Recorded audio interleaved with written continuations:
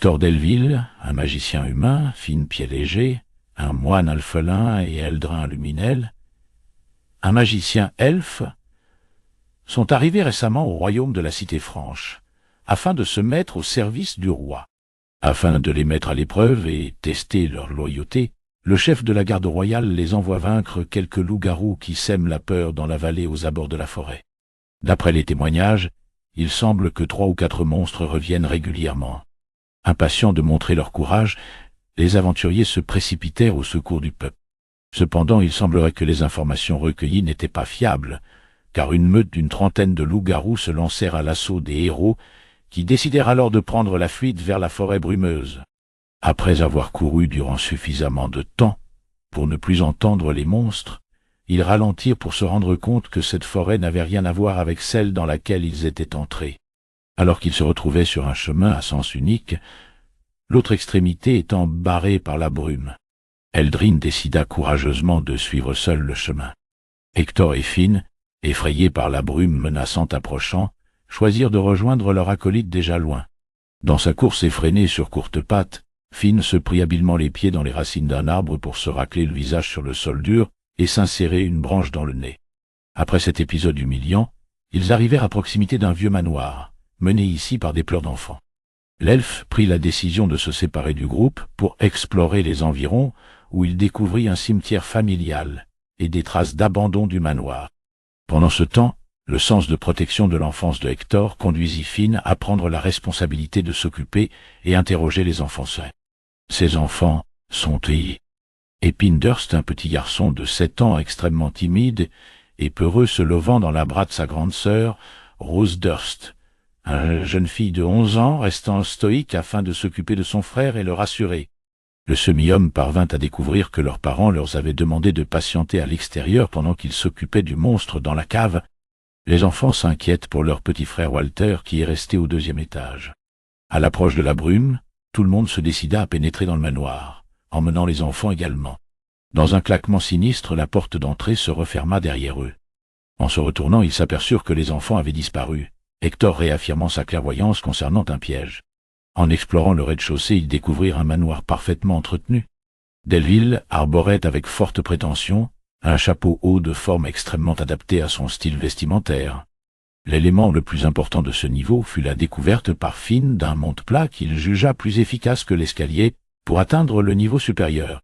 Dans sa tentative d'activer le mécanisme, il détruisit ce dernier avec lui à l'intérieur et restant coincé, les moqueries de ses compagnons résonnant dans le conduit.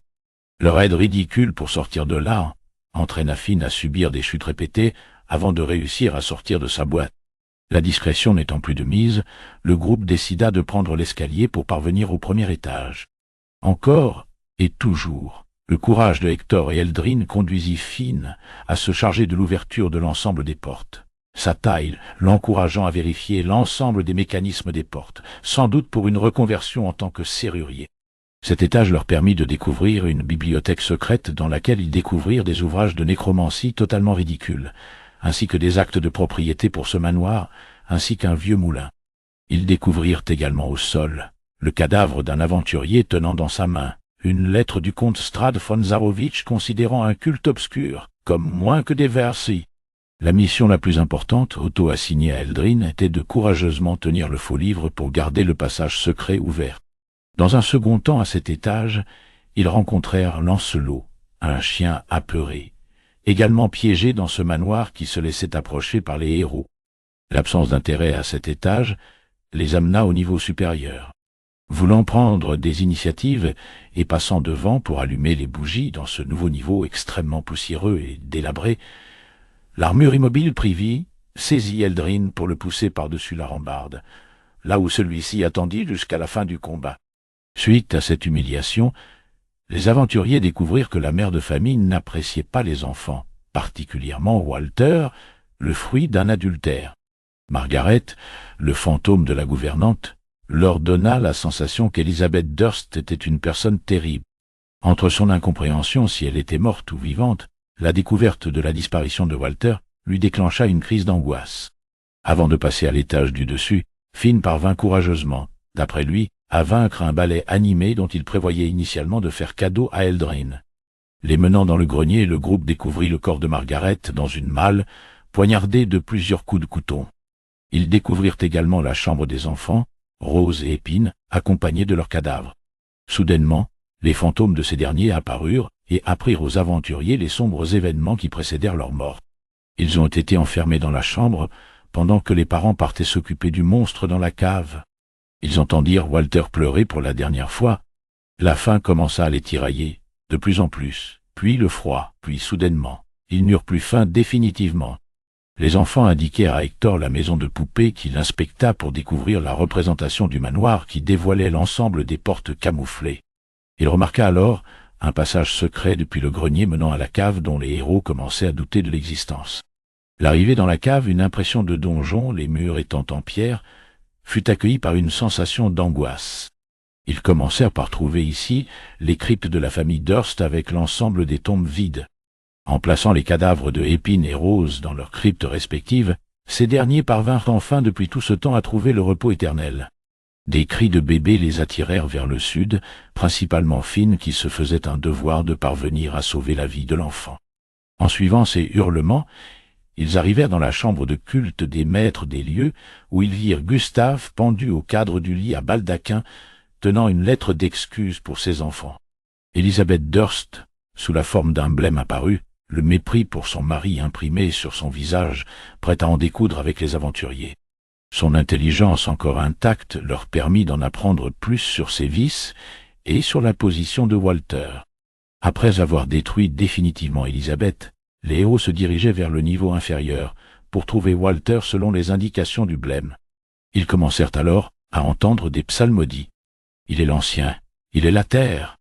Au point le plus bas de la demeure, ils entrèrent dans une salle de rituel avec un autel central entouré d'eau sur laquelle était disposée une stèle sacrificielle et des chaînes suspendues au-dessus.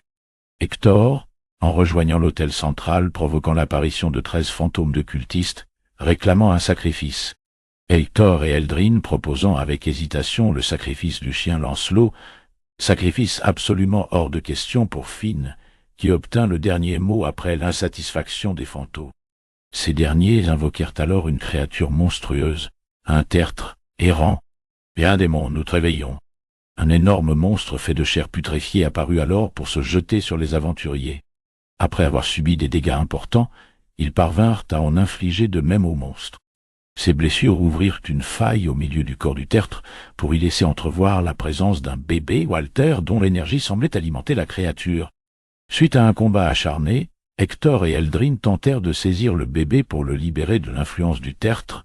Ils échouèrent malgré l'initiative judicieuse de se rendre invisible de Eldrin. Par une acrobatie impressionnante, Finn réussit à prendre appui sur la rotule du monstre pour prendre décoller vers Walter et s'en saisir. Le monstre s'effondra alors immédiatement pour ne laisser entendre uniquement les cris de Walter, reprenant vie, on ne sait combien de temps après son sacrifice. La maison libérée de son maléfice commença à se craqueler, témoignant du retour de l'influence de toutes ces années perdues. Les aventuriers, comprenant l'effondrement proche de la maison, se lancèrent dans une course contre la montre afin de sortir de là, avant d'être ensevelis. Ils parvinrent à rejoindre la sortie de justesse pour voir la maison disparaître dans un cratère, ne laissant plus aucune trace de ce qui aurait pu s'y produire. Les héros avaient vaillamment vaincu les forces des ténèbres, survécu et sauvé le bébé Walter.